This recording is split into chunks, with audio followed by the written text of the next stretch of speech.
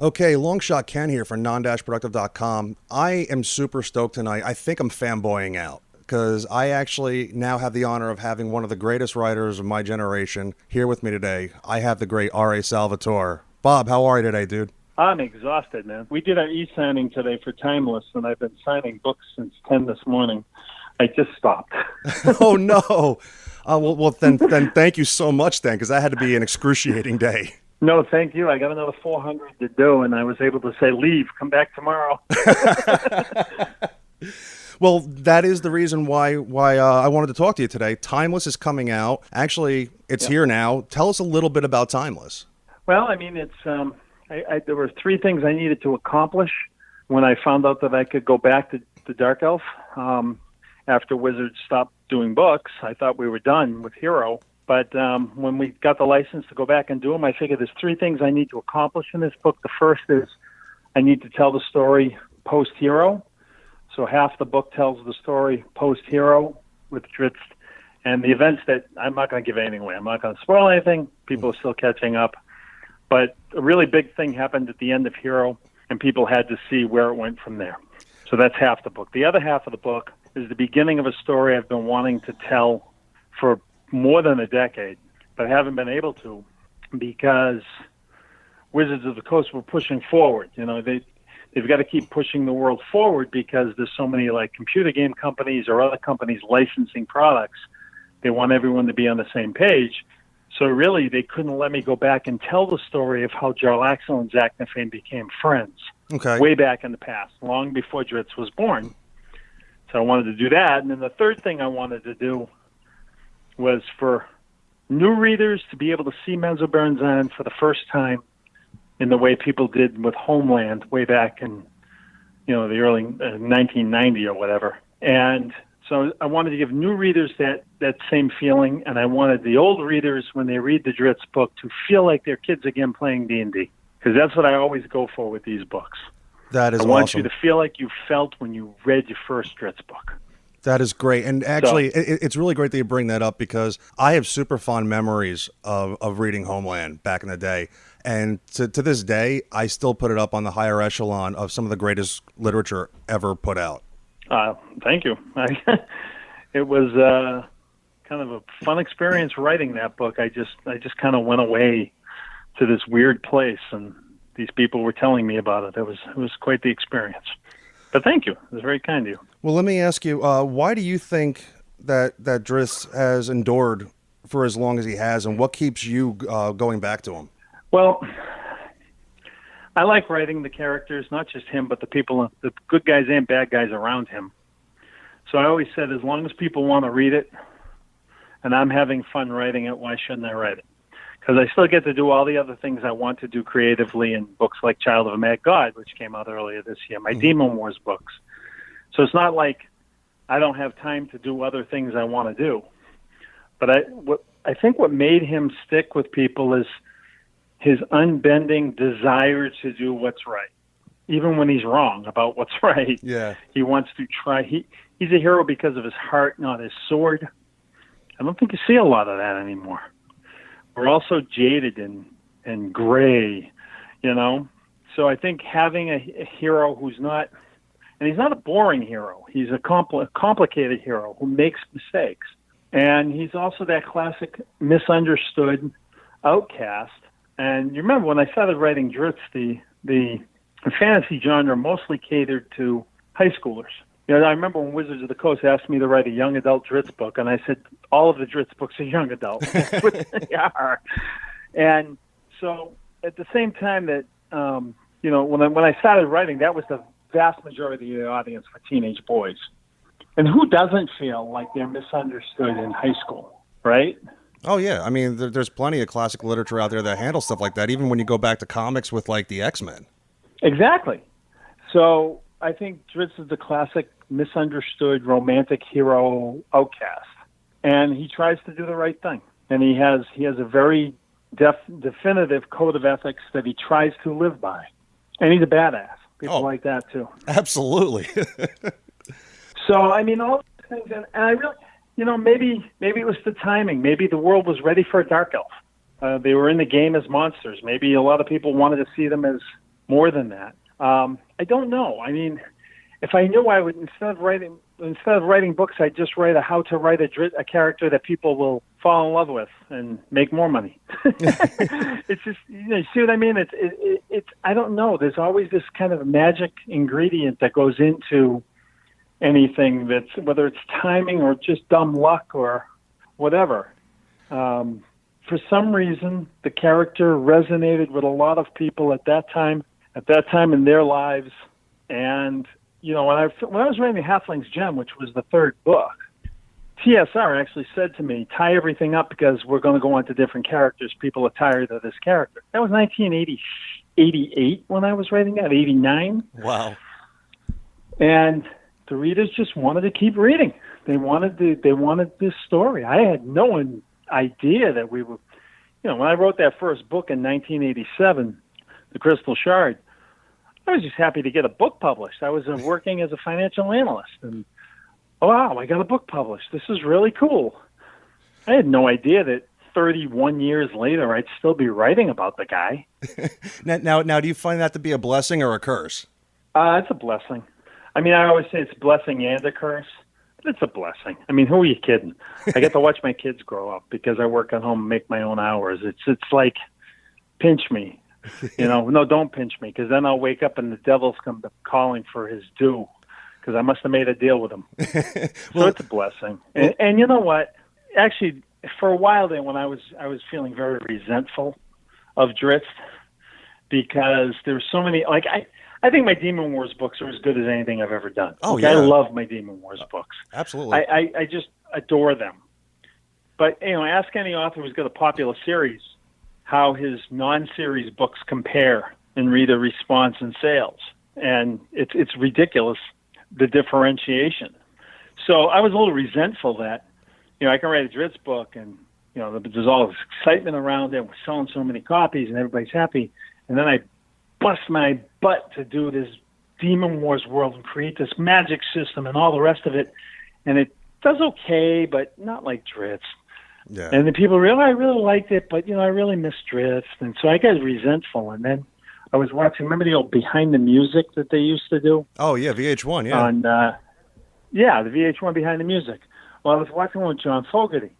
Oh, and he was talking about how for years he wouldn't play CCR songs when he was on tour because of the bitter breakup he had when the band were getting screwed by the manager or whatever. There was this bitter breakup. And then he realized that it wasn't about him. It was about the people that had come to see him. They wanted to hear those CCR tunes. So he started playing them. And that's when I realized, if people want to read this guy, then what's your problem? You should be happy. And it kind of changed my whole perspective on things.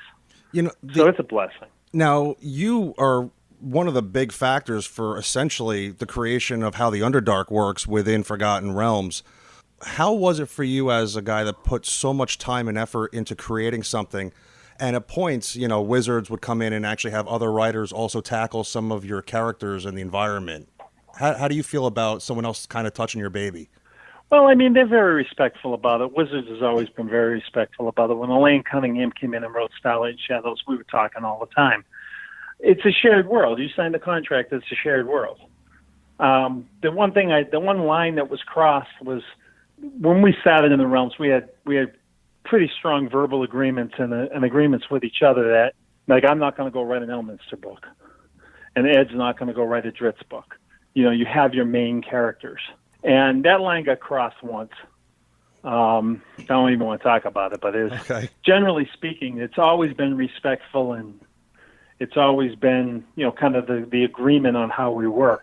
As far as like the game designers coming in, the new Intrigue, the Waterdeep thing is coming out same day. The game, Jarl Axel's on the cover. Well, of course he is. That's awesome for me. I love it. Yeah.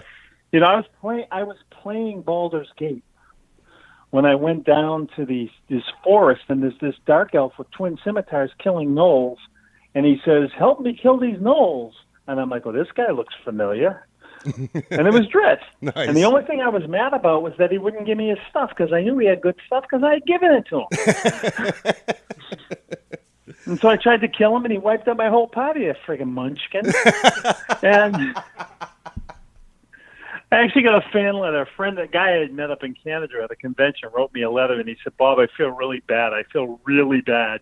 Please forgive me. I killed Dritz in Baldur's Gate. I said, I'll forgive you if you tell me how. And he told me how, and I killed him repeatedly to outfit my characters. So I'm guessing it actually felt a little cathartic. Oh, sure. Sure. Well, we had brought up again, the character is just so iconic at this point. I mean, we have the novels, there's been comics, there's been games, video games. Is there any chance, or has there ever been talk of the possibility of a movie or TV series? Pretty much every other week since 1992. Yeah, there's always talk, there's always rumors, there's always whispers. I keep getting letters from people saying, I just heard that so-and-so is playing Dritz. Oh, okay, I don't know anything about it, but sure. It's gotten close a couple of times from what I understand. See, I don't own it. I mean, Hasbro owns Wizards of the Coast. Wizards of the Coast owns TSR, the other properties, Dungeons and Dragons, Forgotten Realms, all of that. Will it happen? I think it will. I think it would make a heck of a TV show, for one thing. Yeah. And you could get a lot of seasons out of those books. One thing is, in more recent years, one of the problems became the Drow themselves because of all the cultural and racial sensitivity that we're rightly finally waking up to. And, to me, they're elves, so it never really mattered. But to some people, it matters. But then Black Panther comes out, and I think that showed you how to do Homeland right there. Absolutely. Absolutely. So, I mean, could you imagine Chadwick Boseman playing Dritz? That would be pretty awesome. Then Dritz and Guinevere would be one, right? That would be pretty cool. Yeah, so I think it's going to happen. I would love to see it, but again, it's not my call. When I was working with George Lucas, don't you think I wanted to drop a copy of Homeland on his desk? But I can't do it. Well, you brought up George Lucas, and I know that there's still a huge fallout from a certain book that you wrote some time back, Vector Prime. Yeah. I don't think it's that big anymore because Chewie's now a Disney princess, so I'm off the hook, right? Actually, at this point, my gravestone will not say he killed Chewie the bastard because Chewie's back. So I would have thought Lumpy would be more of the princess than Chewie, but But anyway, no, I mean, but what was it as a writer? That book comes out. I mean, you had to know that in doing something like this, that there was going to be a huge outcry, right? I did. I had no idea how profound and deep it was going to go. I knew there were going to be upset people, but I had no idea it was going to be like that. I really didn't. Full extent. I mean, we're not talking like hate mail, or I mean, like death threats or anything, were we? Oh yeah. I mean, the death threats. I did get a couple of, but they were more like, "I'm going to kick your ass. I'm going to kill you," but nothing that. There was one that we had to take seriously. I mean, it wasn't anything like Kelly Tran's going through now, for example. Right. But there were moments. It was pretty rough. Doubly rough for me because that was the darkest moment in my life. Right. Because of real life. I had lost my brother. I had to cancel my book tour for Vector Prime because I was taking care of my brother in his last days. Right. And then all of a sudden I'm getting hate mail about a fictional character in the book. So it was very surreal. I didn't even want to do it. I didn't even want to do the deed. I had already signed the contract, and before I even found out I had to do that. I'll ask it because I know that you started off early on as a bouncer, correct? Yeah, I paid my way through college. Well, I'm just going to say, I mean, with that in hand, I mean, I'm sure you could have beat up half of the nerds that was wind up, threatening you. I have no intention of ever hitting another human being. I'm just kidding. And besides, they have lightsabers and stuff. I ain't messing with that. No. Yeah, no, I'm not easily scared. I just kind of shrug, but I'm also like 60, so I break easy. No, it was. I think the toughest part about that was knowing that I had written something that had profoundly hurt people. Right. Because there were some people who were profoundly wounded by that. And I still regret doing it. I really do. I regret having said, okay, I'll do it. after I found out, my first instinct when I found out was return the check. Oh, wow. But it was late in the process. They needed to get the book out. This was the publisher that had rescued me when I had this vicious breakup with TSR, and I was wondering if I had to go back and get a day job again, try and revive my career in finance or whatever. Mm-hmm. And Del Rey had come there and said, come in and do Demon Wars, and had pretty much, and then they asked me for a favor, and I agreed. And then when I found out what I had to do, I wanted to back out, but there's no way they could have gotten someone else and gotten the book out on time like they wanted to.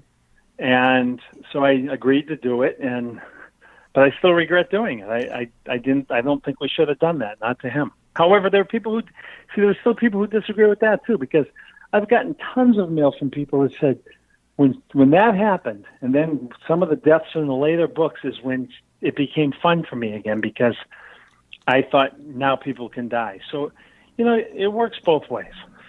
You're never going to please anyone in this business. That's true. Everyone. You're never going to do it. I mean, I don't care who you are. I don't care how hot your books are at a moment. I don't care how iconic a character might become.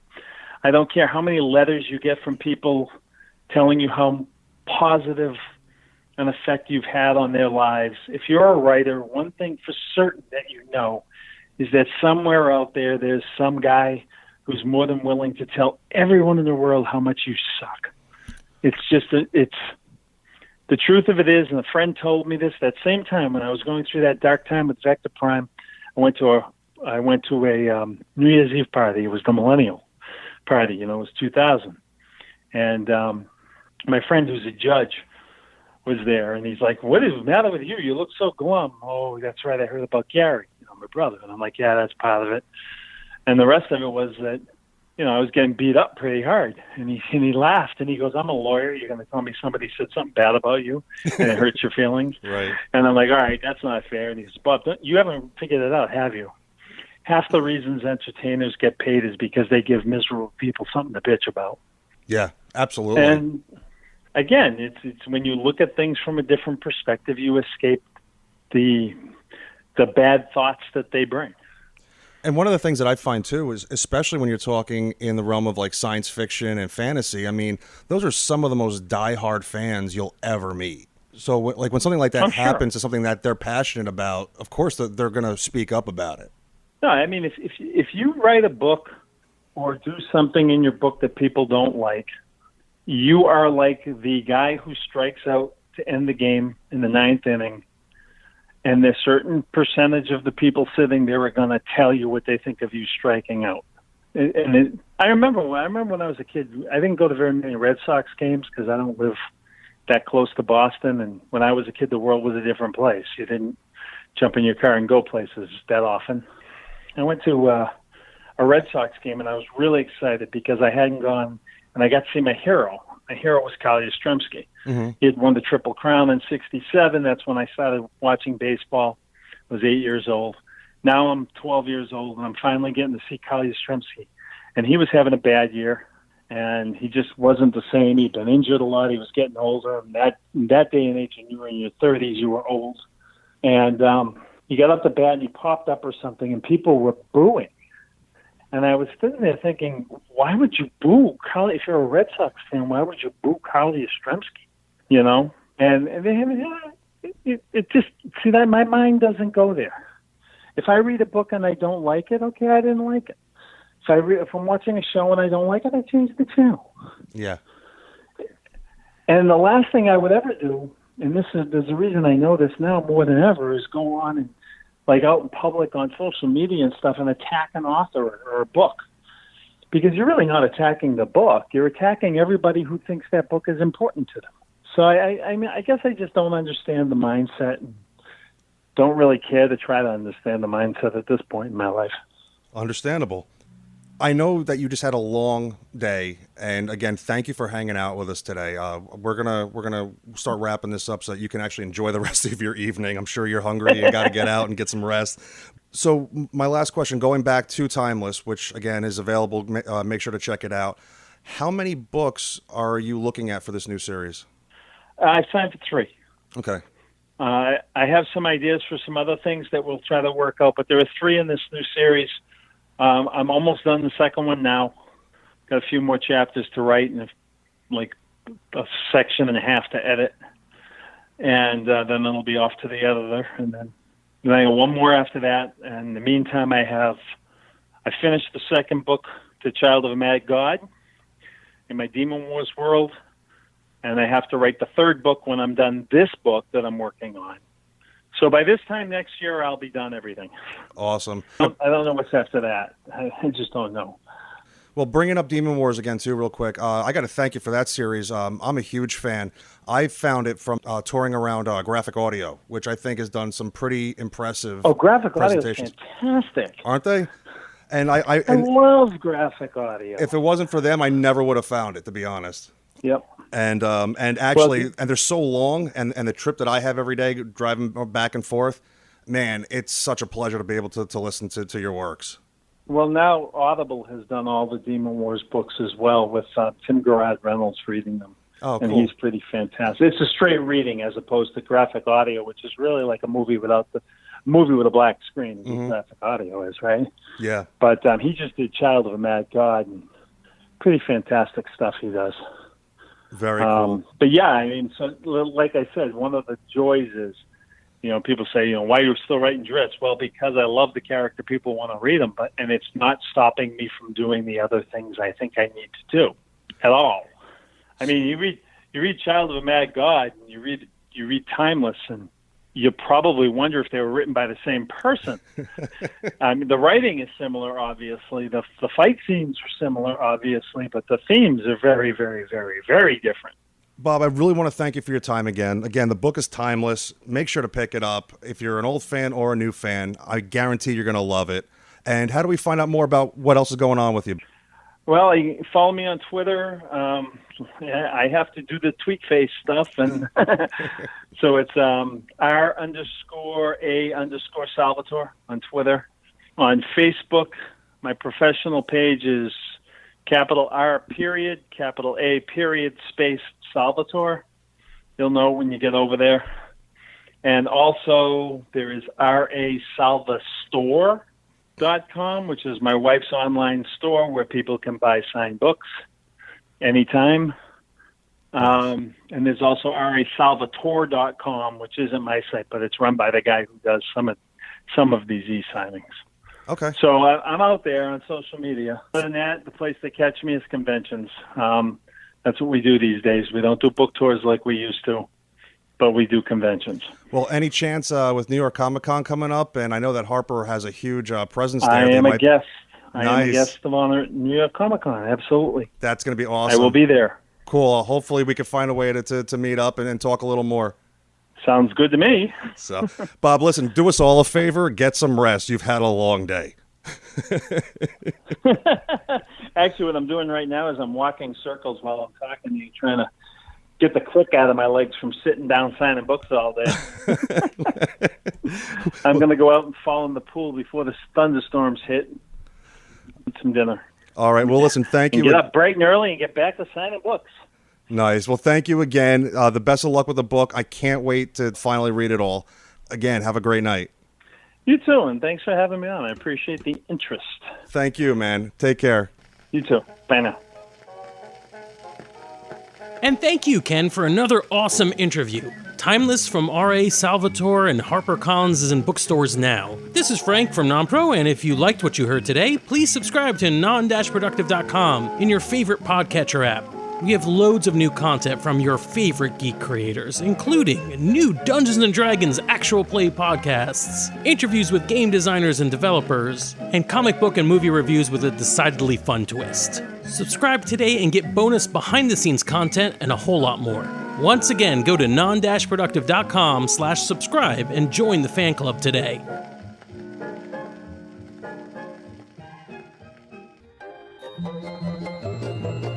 This has been a non-productive media presentation. Executive producer Frank Hablawi. This program and many others like it on the Non-Productive Network is distributed under a Creative Commons Attribution Non-Commercial No Derivatives license. Please share it, but ask before trying to change it or sell it. For more information, visit non-productive.com.